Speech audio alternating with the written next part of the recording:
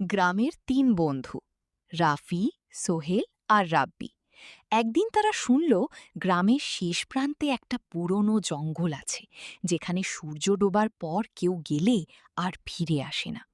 কিন্তু কৌতূহল থেকে তারা ঠিক করল আজকে আমরা ওই জঙ্গলে যাব।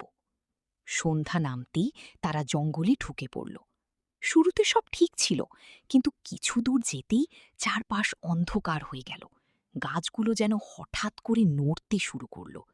রাফি বলল, আমার কেমন যেন লাগছে, চল ফিরে যাই। সোহেল হেসে বলল, ভূতটুত কিছু নেই, এগুলো সব।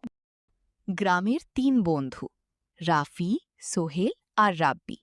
একদিন তারা শুনল গ্রামের শেষ প্রান্তে একটা পুরনো জঙ্গল আছে, যেখানে সূর্য ডোবার পর কেউ গেলে আর ফিরে আসে না। কিন্তু কৌতূহল থেকে তারা ঠিক করল আজকে আমরা ওই জঙ্গলে যাব। সন্ধ্যা নামতেই তারা জঙ্গলে ঢুকে পড়ল।